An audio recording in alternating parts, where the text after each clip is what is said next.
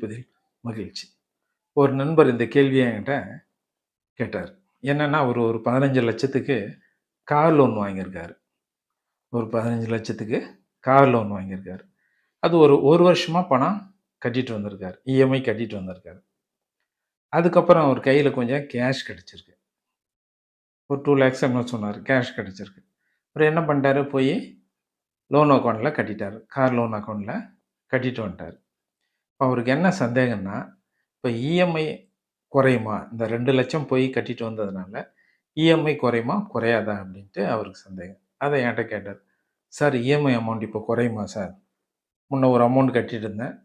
இப்போ ரூ. 2,00,000 பணம் கட்டியிருக்கேன். அதனால இஎம்ஐ அமௌண்ட் குறையுமா? அப்படின்னு கேட்டாரு.